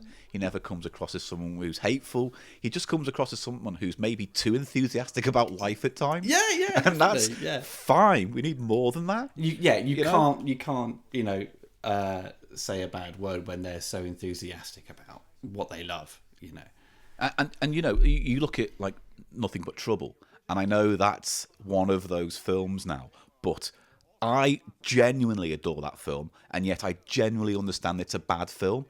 The reason why I love it was because I just think there's something about it which is really unique, and I don't think it works for various reasons and certain actors who are hired. But Nothing But Trouble is pure Dan. Yeah. That's the Dan that would have made Ghostbusters had Ivan Reitman said, maybe we need Hal Ramis to come in and take out all this crap. It's that Dan Aykroyd that was told by John Landis to cut his 4-hour Blues Brothers script down to a manageable 2. It's with all the training wheels taken off, and I will always love him for Nothing But Trouble, if nothing else. Well, that was the movie that he had a lot of he directed, and it was like a height of his power, I suppose, and just sort of also showed that he went too far and sort of basically fell on his ass because it was such a disaster, wasn't it? But it's an interesting production, doesn't it? So it has a really interesting production, and one of the fascinating things is the reason why no one from Warner Brothers really took an interest in this film was because they were making Bonfire at the Vanities at the same time, and all their interest was on that, and they just left Dan to it. And Dan apparently had a great time apart from Chevy Chase, but all the crew loved him and couldn't do enough for him. Which obviously Chevy Chase, his career as a lead went downhill, didn't it, as well? I think he had like a string of failures, very much like Dan. Yeah. And it's obviously, I think the Invisible Man was sort of one of Chevy's kind of failures. Which is a shame, because I think that's one of his best films as well. It's a John Carpenter movie, which is kind of really him, Carpenter's sort of a gun for hire on that. Very much so, but like people forget in general that that's not as bad a film as people remember. But also, like, you just remember the box office failure, don't you? That's all you think of. The numbers.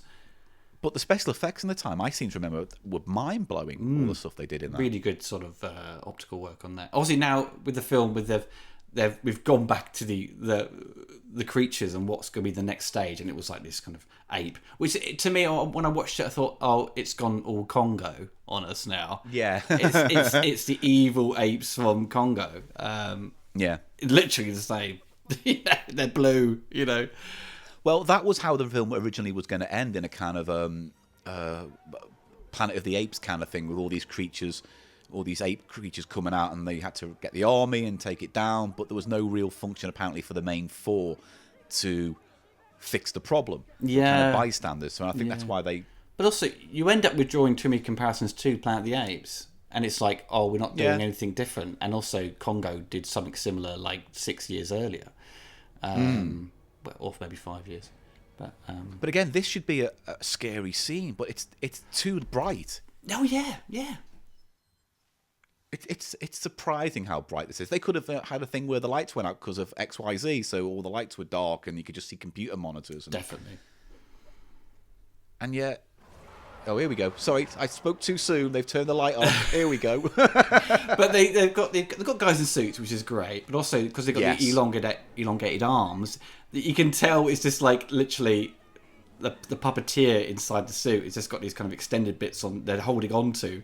So there wasn't much articulation, but they're sort of swinging these kind of weirdly long arms everywhere. And that's a great creature design, though. Yeah, I love it. You want to have these ape things grab someone's head and they crush it, and it cuts away and you have the blood splat, and something like that. It's again, it's just the limitations of what Ivan wanted or what he can do, maybe. And yet, then we get this weird moment where we're meant to feel sad for it. And they've already just killed it by just like with a couple of bullets, and it's like, oh, the threat is just being taken away straight away. You think this movie could have done some reshoots, and they could have really amped up the sort of horror very quickly with just a few inserts. I think to sort of amp it up a bit, and they don't do that because Well, the way I look at it is that in many respects, this film is not too dissimilar to something like Arachnophobia, certainly tonally, but it gets the horror elements right because I think it uses the horror elements that it's a very familiar thing to fear. Yeah, but the tone's still there where it's quite a nasty film at times. It's got a really dark streak. Oh yeah, so also you're dealing with spiders as well, which is always going to be. I can't watch that film because I hate spiders. I'm useless, absolutely useless. I saw it when I was younger. I was like, oh, I'm not watching that again. But it's got Frank Marshall. He's obviously best known as a producer, but he's done Arachnophobia is kind of his I don't know, maybe his best movie. But Congo was just like it was popular for 2 weeks, and everyone went, oh, that film's actually laughably shit. I was angry they wasted Bruce Campbell in that. I went to see the film. Bruce Campbell had a big role. Everyone was so annoyed, weren't they? It's like, you wasted Bruce. He should have been the fucking lead, not that bloody ape going, me, Amy. It's like, oh, go away. Yeah. It's crazy. Wasted opportunity. And this is a weird thing about the script as well. Is that it stops again. It's like everything should be full pelt. It's trying to throw a romance. It's trying to throw in a romance angle, which it doesn't need. It doesn't need. Yeah. Oh, bloody hell! Do you want to know an interesting fact? Oh, go for it. You might already know this, but John Jacoby, he wrote Arachnophobia. What? Yeah. Bloody hell. In fact, he wrote, I didn't know this, Blue Thunder, the helicopter movie. That's right, yeah, I know he did that. Yeah, Don Jacoby. Yeah. And I know he did Philadelphia Experiment, but what I didn't know was he did Vampires, John Carpenter's Vampires. Yeah, so, okay, at the end of the day, his evolution is better, I thought it was a better idea than, say, with the case of, with Vampires, I think it's one of Carpenter's most boring films for me. Yes. The middle act is just so dull. Well, it starts gangbusters. The first 20 minutes of that is brilliant, and then it just goes, let's kill everyone off, and let's all sit in a hotel room for half an hour. Yeah, that's when it lost me. Completely lost me. Yeah.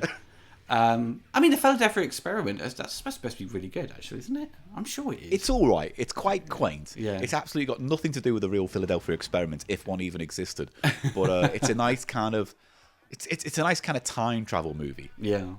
I mean, Double Team, original script for Double Team was actually supposed to be quite interesting, but it was more of the, what was it? That was kind of taking ideas from that old show where a guy tries to escape and those white balls trap you. Yeah.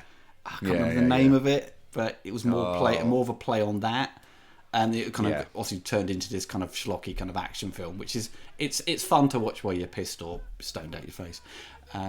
Most things are, to be fair, especially. It's like Don Jacoby's come up with some great ideas that just get morphed into something else which doesn't quite deliver. Yeah. And also now we're at an end of the world apocalypse scene. And it's the same issue I had with 2016's Ghostbusters, where it's like, it feels like it's been filmed on one corner of the set, and that's meant to represent the whole state. Yeah. And you just don't see it. And also you don't see the threat. You haven't seen the threat across the town. You know, you haven't. It's weird what this film doesn't show you whilst it's telling the story. Yeah. And it cuts to teenagers with essentially adults masquerading as teenagers, partying in the streets, where you want to see them get torn to shreds, basically. You do. This film maybe could have benefited from being meaner. You know what I mean? It's darker, but I feel like I'm ripping on this film a lot, but it's one of these things where I keep watching it and go, nothing about this is wrong. David Duchovny is a great lead when he wants to be, and he looks like he cares more in this than he did when he came back for the X-Files reboot. Yeah, which I still want to. I watched a couple of episodes of that reboot of the series. They were quite good, actually. I quite enjoyed those. But you know what? I sat through the first series of that, and my opinion was everything to do with the mythology was absolute awful, but every standalone episode was real fun. Spot on. Unfortunately, 70% of the show was mythology stuff, and so it's like you're only left with 2 or 3 episodes that were actually a lot of fun. Like, you know, the one with Rhys Darby as the vampire. no, the werewolf or whatever it was. That's the one. That's the episode I saw, and I thought this is really good.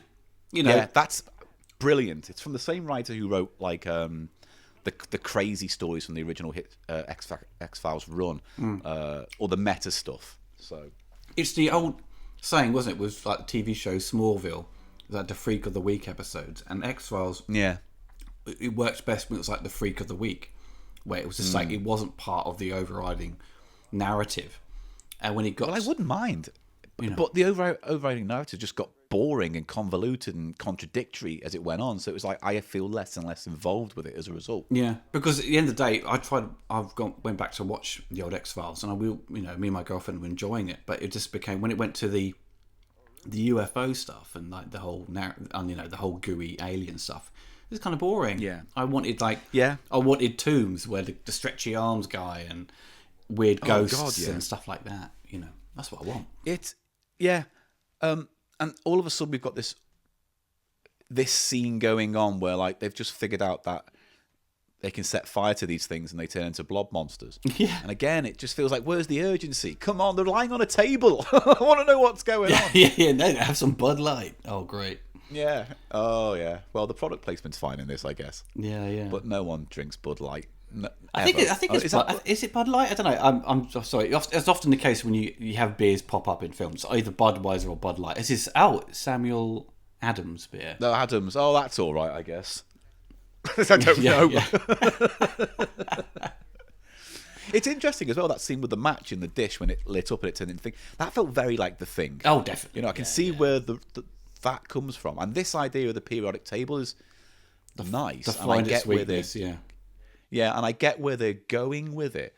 But when the script writers were asked about how do they figure out the science, they said they didn't. They just went with everything that was in the original script that Don wrote and then just made sure they kept it in when it got to the science parts.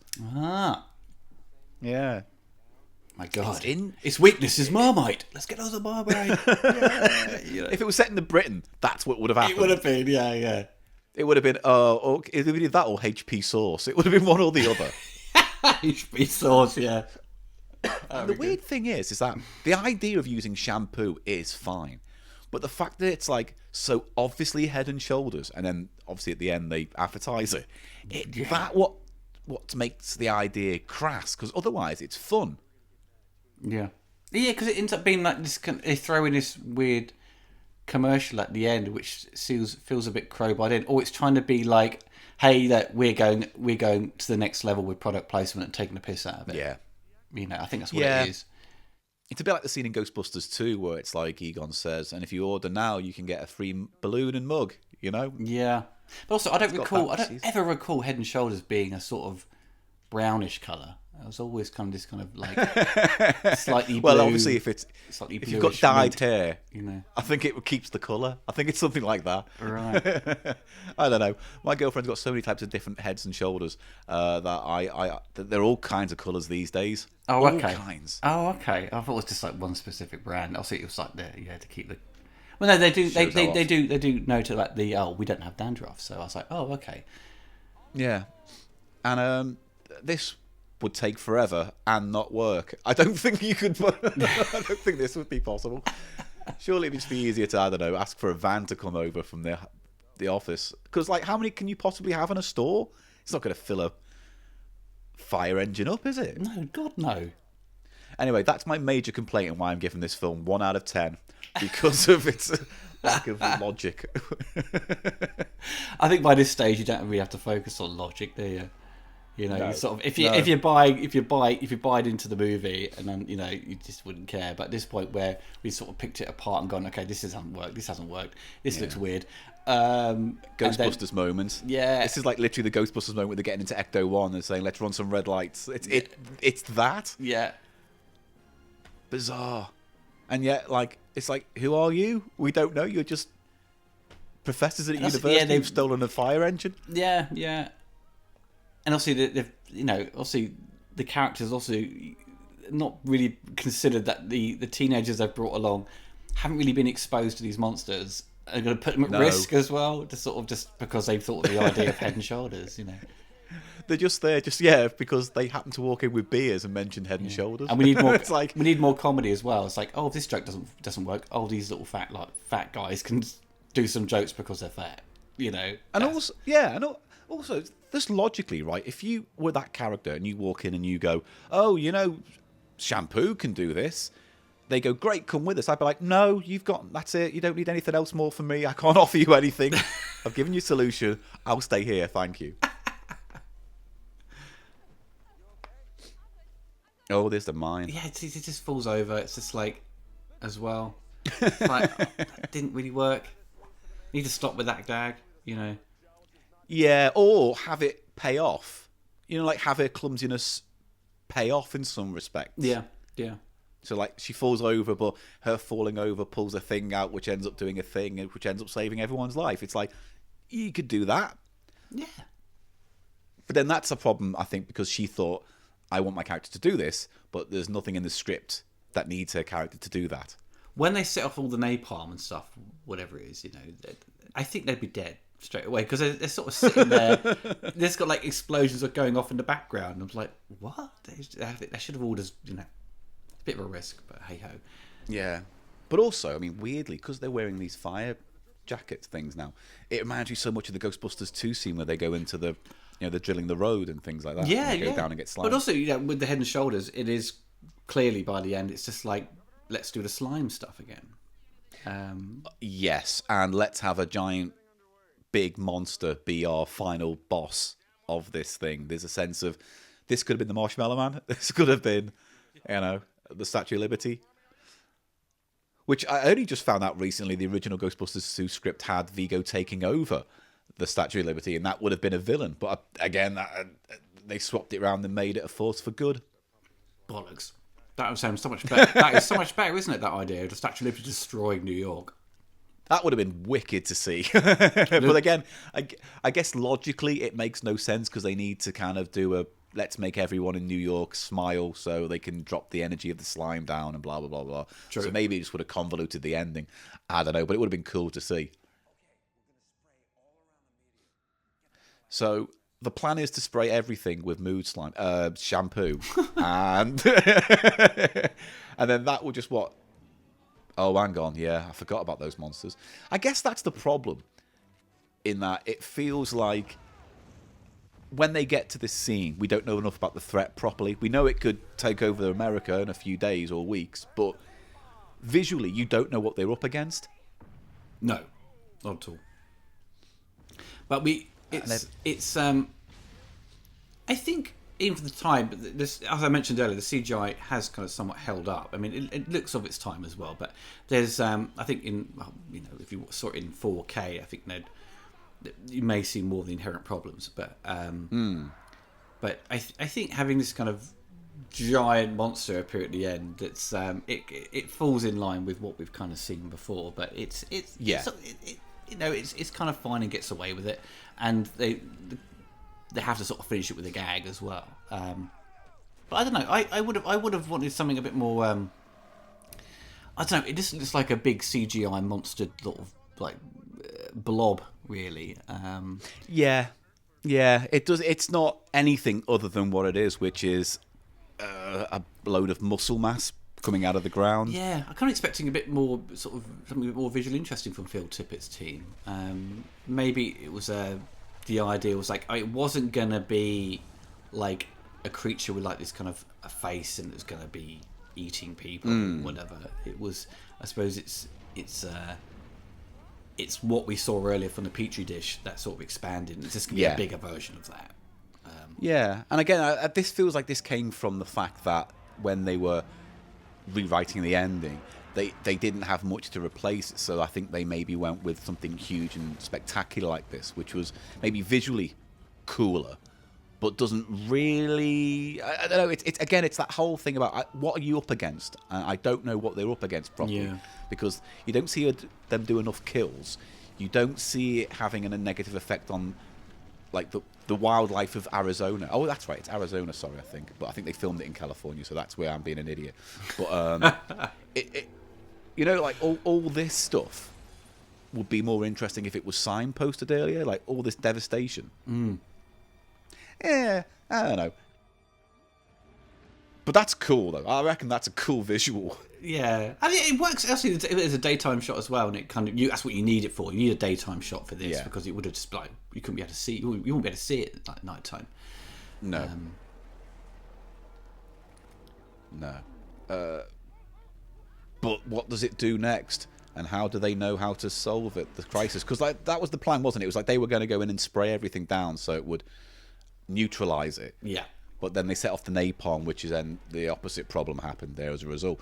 But again, that's that thing that should have come in earlier in the film, so they had a way to combat it earlier on, which then would have lent into more the Ghostbusters mechanic of they would have maybe too similar, but had a proton pack filled with shampoo that they could fire. You know, it's that. Yeah. This is the moment here. Like this is like the bit like outside the museum in Ghostbusters 2. It's just like, oh, what do we do? You know. Yeah, and what do you do? Because I wouldn't know what to do if that was flopping along the landscape. I tell you what I wouldn't have done. The plan they actually end up coming up with. Well, yeah. Because how would they even know this thing had an arsehole? I don't know. I suppose you'd have to. I suppose the idea was that find some sort of. It's a hole on its body somewhere. Either it be like a nose or a mouth or an ear or something. Yeah. And this is the thing. Like they all work together really well as the cast. I actually think that the energy between them is really nice, and I would like to have seen them on adventures. But again, this is a film where its origin story is almost the running length of the film itself. You don't seem to have. It's also had the problem of we probably raised earlier was that it still doesn't really know what it's trying to be, and it's either it's a comedy in one area, other side it's like an action adventure, and also you've got science fiction, and it's trying to cover all those bases, and I think it's also leading more towards the comedy, but I think it really needed a stronger science fiction element to it to sort of stand up on its own and not just be just a throwaway comedy, you know. But what I will say, because there are things I do like about this, I like the fact that it's a daytime horror to some extent, and I like the kind of palette of the film overall, but I wish it was more textured. But it's like this was unique even in 2001 when this came out in terms of what kind of film this was, because we weren't getting a lot of big high concept comedy adventure films that we kind of get now. And this was a few years after Men in Black 2, or not? Was it around the same time? It would have been, I think, around the same time, really. I think so, maybe a year before, perhaps. And I kind of miss it, but these are really hard to do. Yeah, it's really hard to do high concept comedy, whether it's a comedy horror or a comedy sci-fi. But do you think it's trying to follow this with all these comedy vehicles which do have action or science fiction, that they're trying to copy the Ghostbusters kind of formula? All Ghostbusters did differently, really, was it kind of reinvigorated that whole Bob Hope, Abbott and Costello meets the supernatural thing for a new generation. That was kind of its real intent. Right. Everything else is aesthetics. So I never kind of go, Ghostbusters was the progenitor of this kind of genre. It was just that kind of film for the 80s. And you got to remember at the time as well, it's like horror had moved out of like haunted houses and gothics. It moved into suburban houses and buildings. Yeah. And that's why you had things like Poltergeist and Exorcist. It brought it to a domestic thing. And that's what Ghostbusters trades in. This is unfamiliar, but it was riding off the back of things like X-Files, Independence Day, Men in Black. And I think it was trying to position itself in the same kind of marketplace. Yeah. And also, it's like, as you mentioned with Independence Day, it's like when the guy flies up into the middle of the thing and it explodes. Yeah. I'm back, boom. But then you got this bit where it goes up into its bumhole, to... Yeah, and the irony is that now Randy Quaid has gone up his own arse, so it's kind of a full circle. Well, there was like kind of one thing where like Orlando Jones's character was they considered Will Smith for the role, but I think it's be another sort of comedy vehicle for Will Smith, and I think Will Smith was smart to say that no, I'm not going to do that. Yeah, I think so too. And also, I don't think it would have benefited from a Will Smith in this, because I think you would just be getting Will Smith. At least you get Orlando Jones in this. And bang, boom. That's the worst CGI in the film, though, I think, that, because it looks like a screensaver. Those globules are just too screensavery for my liking. Yeah, it does, yeah. It's like Flubber, isn't it? Or something to save sort of computer tool they've used before. But it's a shame. It's a shame, because I like this film. It's fun. I can't help but not see the comparisons to Ghostbusters, and I think the worst thing I can say about this film ultimately is that if it stepped away from trying to be Ghostbusters, it might have been something really unique and interesting. Definitely, yeah. It should have been played for more of a sort of played on more of the horror, really. Yeah, it could have played more the Critters, Gremlins vibe almost, where... Definitely, yeah. Where it's kind of like it gets away with a lot, but it's like given a 15 or something at the time, Right. And here's the part of the film where Ivan Reitman goes, right, now it's Ghostbusters, go, go, go, go, go. And then they just do like the Ghostbusters 2 montage right at the end of the film. They do all this kind of weird stuff. Yeah. And like... And it's strange, because in New York, in New York, like, you got the city and everyone cheering, and in this, you've just like some park in Arizona, in some small town. It plays into the choice of location, which I thought was a bit of a misfire. Cause it's not visually interesting. I thought I watched it the other day, and I thought to myself, if it was set in something like New England or something, it had this kind of weird, like War of the Worlds kind of like backdrop, where you've got this kind of, it feels a little bit like England, but it's not. But it's, I think that would have. First of all, it would have been a sort of a nod to War of the Worlds itself, but just had something just more architecturally interesting. Or they could have gone maybe more, Eldritch God. They could have done more H.P. Lovecrafty kind of horror imagery with it. Yeah, you could have had a New England town, same plot as this, but when these creatures start coming through, they've got more of a kind of gothic horror, Lovecraftian element to them. Oh man, yeah, that's what it needed. Lovecraft stuff. Yeah, but let's end with him having sex in a van with Julianne Moore. Yeah, with all that Head and Shoulders all over you. And then the logo, which comes in for no real reason, and then that should be Slimer. Yeah, it's such an odd way to end the film. It really is an odd way to end the film, because also it's like they're advertising this SARS, but like no one outside of Arizona knew this was going on. Apparently, there's no sort of like cut to like the news showing like what's going on, like world events sort of thing, or like other countries are reporting on it. Yeah, it's just a kind of isolated thing, which was like, oh, okay. It sort of shows that the sort of the vision for it is quite small and isolated, really. And maybe that they thought that'd be a detriment to the comedy. I don't know. Yeah, it's such a strange thing, because there's the talent there, there's the skill.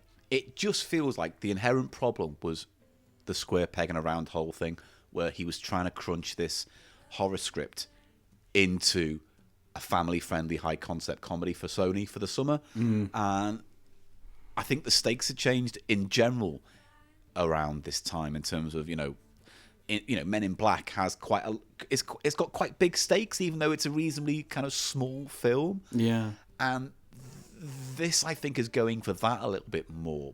But the thing you like about Men in Black is the invention. Like, every scene is packed with detail, every alien is uniquely designed, and it feels like, because of maybe the restrictions on the budget, or maybe Ivan Reitman's focus on the character, it feels like what should sell this film isn't in the film enough.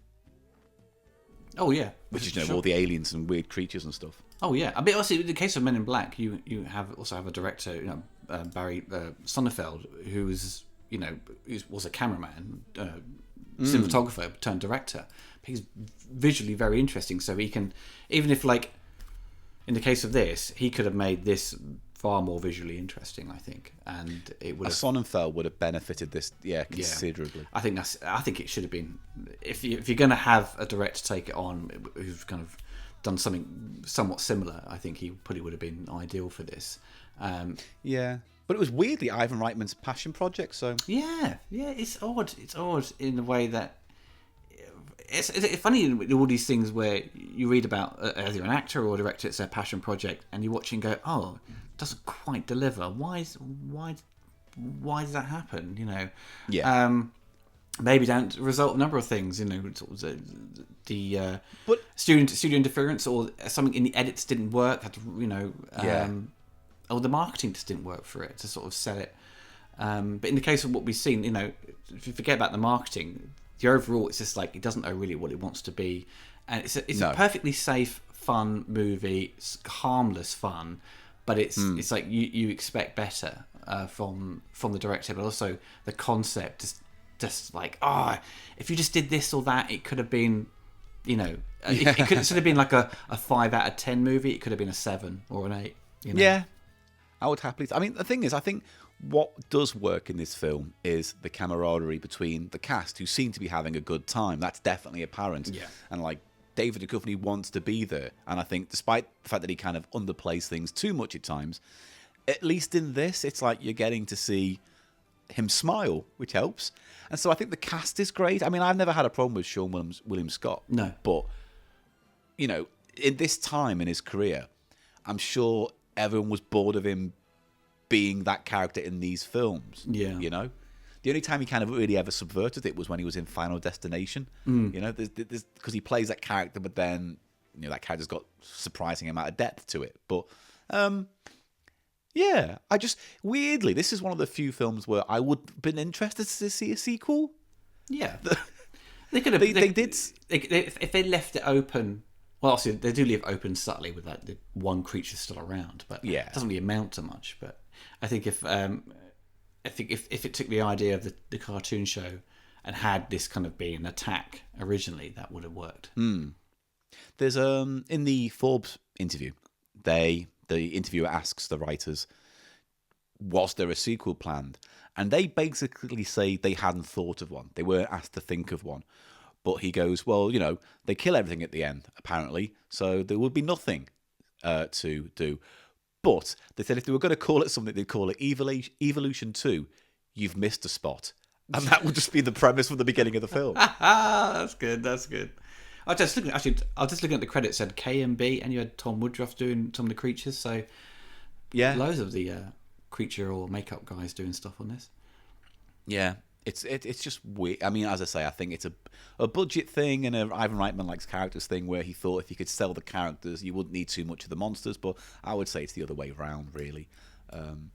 Also, weirdly, it turns out the end credits. Sorry, the music stops for like 2 minutes. Like, we're just giving up now. Nah, sorry, no more music for you. That is really couldn't put a 30-second. Yeah, couldn't put a 30-second piece of music in. I don't know. Weird.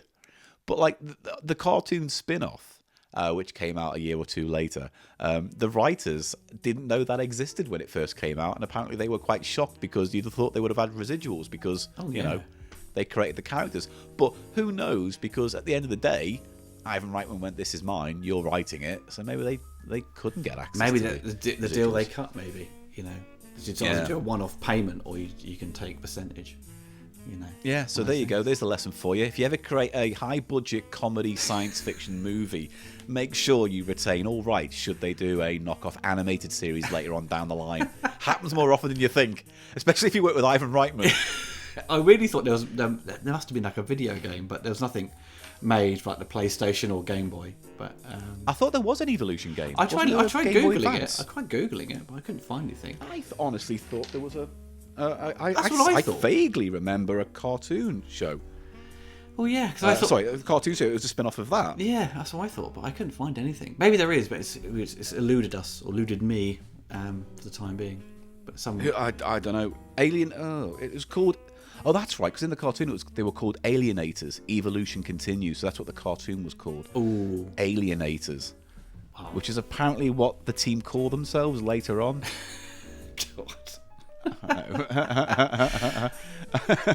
It seems like all the hard work of world building was done in the cartoon series. Pretty much. I think that's happened before, hasn't it? With like spin-offs and stuff. Where the spin-offs actually just makes more of an effort than the actual movie. You think the movie is just kind of the gestation of an idea that sort of just doesn't quite deliver. Then they actually kind of expand upon it in like either comic books or or a video game or cartoon. Yeah. Well, apparently, Digital Eclipse made a Game Boy Advance game published by Activision. Oh. But I can't find anything else outside of that snippet of Wikipedia fact. Bet it's awful. But it's pants. There's so many licensed video games that made it onto handheld, like especially the Game Boy Advance. So often things pop up and think, oh my god, they made a game of that. Shit, Yeah. Oh, look, somehow there's a Game Boy game of King Kong by Peter Jackson. Why? I don't understand. Well, everyone, that is the end of the commentary. I hope you enjoyed it. Paul will definitely have to get around to doing Sherlock Holmes. I can't wait to do that one because I'm a big Sherlock Holmes fan and I'm sick of talking about Ghostbusters stuff. As people probably thought, oh, it's Paul again talking about Ghostbusters. But pro-feig scum, yeah, I'm going to die on that hill. Well, everyone, take care of yourselves and goodbye. Bye-bye.